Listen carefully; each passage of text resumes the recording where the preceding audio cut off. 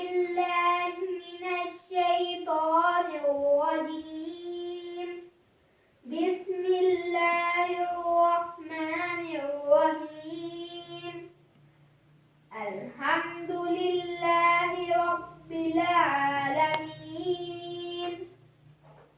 الرحمن الرحيم مالك يوم الدين إياك نعبد وإياك نستعين اهدنا الصراط المستقيم صراط الذين أنعمت عليهم غير المغضوب عليهم ولا الضالين آمين نحمده ونصلي على رسوله الكريم اعوذ بالله من الشيطان الرجيم بسم الله الرحمن الرحيم رب اشرح لي صدري ويسر لي امري واحلل عقدة من لساني يفقهوا قولي۔ سورۃ فاتحہ اگرچہ قرآن حکیم کی مختصر صورتوں میں سے ہے، اس کی کل 7 آیات ہیں، لیکن یہ قرآن حکیم کی عظیم ترین صورت ہے۔ اس سورہ مبارکہ کو ام القرآن بھی کہا گیا ہے اور اساس القرآن بھی، یعنی یہ پورے قرآن کے لیے جڑ، بنیاد اور اساس کی حیثیت رکھتی ہے۔ یہ فاتحہ کس اعتبار سے ہے؟ فاتحہ یفتح کے معنی ہے کھولنا۔ چونکہ قرآن حکیم شروع اس سورت سے ہوتا ہے، لہٰذا یہ سورت فاتحہ دا اوپننگ سورہ آف دا قرآن ہے۔ اس کا ایک نام الکافیہ یعنی کفایت کرنے والی ہے، جبکہ ایک نام الشافیہ یعنی شفا دینے والی ہے۔ دوسری بات یہ کہ یہ سورت مبارکہ پہلی مکمل سورت ہے جو حضرت محمد صلی اللہ علیہ وآلہ وسلم پر نازل ہوئی۔ اس سے پہلے متفرق آیات نازل ہوتی رہیں۔ سب سے پہلے سورۃ العلق کی 5 آیات، پھر سورہ نون کی، پھر سورہ قلم کی 7 آیات، اس کے بعد سورہ مزمل کی 9 آیتیں اور پھر سورۃ مدثر کی 7 آیتیں۔ ان کے بعد پھر سورۃ فاتحہ کی 7 آیتیں نازل ہوئیں۔ لیکن یہ پہلی مکمل سورت ہے جو نازل ہوئی ہے نبی پاک صلی اللہ علیہ وآلہ وسلم پر۔ سورۃ حجر میں ایک آیت اس الفاظ میں آئی ہے کہ ہم نے اے نبی صلی اللہ علیہ وآلہ وسلم آپ کو 7 ایسی آیات عطا کی ہیں جو بار بار پڑھی جاتی ہیں اور عظمت والا قرآن۔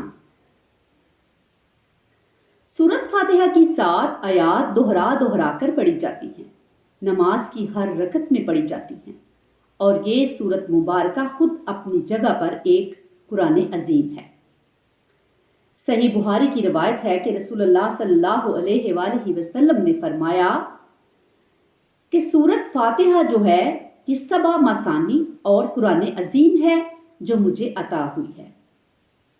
تعداد کے اعتبار سے اس کی 7 آیات متفق علیہ ہیں۔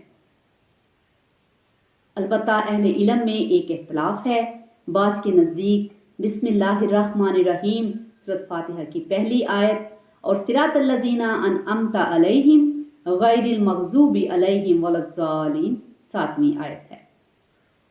لیکن دوسری طرف امام ابو حنیفہ کی یہ رائے ہے کہ آیت بسم اللہ سورۃ فاتحہ کا جز نہیں ہے، بلکہ آیت بسم اللہ قرآن مجید کی کسی بھی سورت کا جز نہیں ہے سوائے ایک مقام کے جہاں وہ متن میں آئی ہے۔ حضرت سلیمان علیہ السلام نے ملکہ سبا کو جو خط لکھا تھا اس کا تذکرہ سورۃ نمل میں ان الفاظ میں آیا ہے، انہ من سلیمان و انہ بسم اللہ الرحمن الرحیم۔ سورتوں کے آغاز میں یہ علامت کے طور پر لکھی گئی ہے کہ یہاں سے نئی سورت شروع ہو رہی ہے۔ جن حضرات کے نزدیک سورۃ فاتحہ کا جز بسم اللہ نہیں ہے وہ جہری قرات کرتے ہوئے بھی بسم اللہ خاموشی سے پڑھتے ہیں اور الحمدللہ رب العالمین سے قرات شروع کرتے ہیں۔ मुबारका का सलूक क्या है, ये बहुत अहम और समझने की बात है। वैसे तो ये कलाम अल्लाह है, लेकिन इसका सलूक दुआया है। ये दुआ अल्लाह ने हमें तलकीन फरमाई है कि मुझसे इस तरह मुखातब हुआ करो, जब मेरे हजूर हाजिर हो तो ये कहा करो। वाकया ये है कि इसी बिना पर कुरान मजीद की इस सूरत को नमाज का जज्व लाजम करार दिया गया है, बल्कि सूरत फातिहा को हदीस में अस्सला कहा गया है, यानी असल नमाज सूरत फातिहा है। बाकी इजाफी चीजें हैं, तस्बीहात हैं, रकू व सजूद हैं। कुरान मजीद का कुछ हिस्सा इसमें हम और भी पढ़ लेते हैं। हजरत अबादा बिन सामत रज़ियल्लाहु ताला अन्हा से रवायत है कि रसूलुल्लाह सल्लल्लाहु अलैहि वसल्लम ने इरशाद फरमाया, यानी जो शख्स नमाज में सूरत फातिहा नहीं पढ़ता उसकी कोई नमाज नहीं। इस एतबार से भी हमारे यहाँ एक फिक्ही इख्तलाफ मौजूद है। बाज़ हज़रात ने इस हदीस को इतना अहम समझा है कि आप बाजमात नमाज पढ़ रहे हैं तब भी उनके नज़दीक आप इमाम के साथ ज़रूर सूरत फातिहा पढ़ें, चुनांचे इमाम हर आयत के बाद वक्फा दे।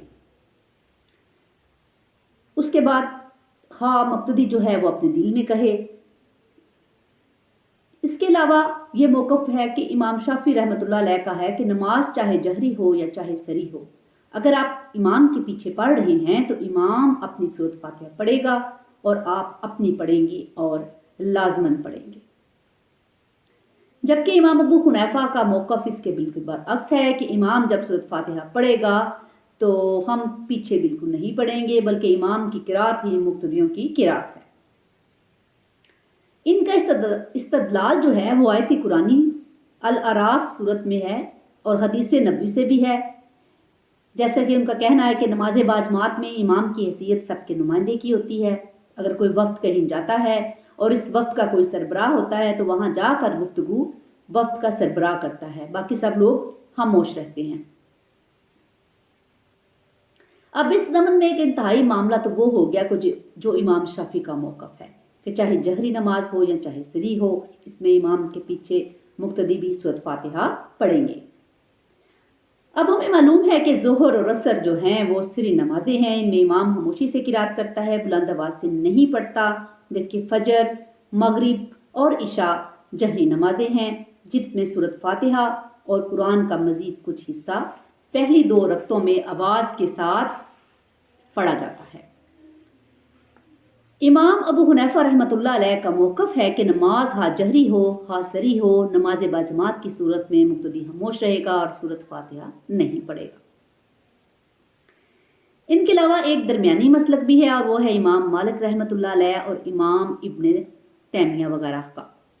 इस ज़माने में उनका मौक़िफ़ ये है कि जहरी रकात में मुक्तदी सूरत फातिहा मत पढ़े, बल्कि इमाम की किरात खामोशी से सुने और जब कुरान पढ़ा जाए तो तुम पूरी तवज्जो से उसे सुना करो और खुद खामोश रहा करो ताकि तुम पर रहम किया जाए।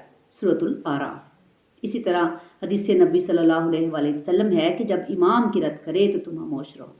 चुनांचे जब इमाम बिल जहर किरात कर रहा है तो आप सुनिए और खुद खामोश रहिए, लेकिन जो सरी नमाज है इसमें इमाम अपने तौर पर सूरत फातिहा पढ़ेगा और आप अपने तौर पर खामोशी से पढ़ेंगे। ये दरमियानी मौक़िफ़ है। इस तरह से सूरत फातिहा के हवाले से 3 मौक़िफ़ सामने आते हैं। ये था सूरत फातिहा के बारे में कुछ अहम बातें। इंशाल्लाह नेक्स्ट वीडियो में हम मज़ीद इस पर कुछ रोशनी डालेंगे। दुआओं में याद रखिएगा और चैनल को सब्सक्राइब कीजिएगा। शुक्रिया।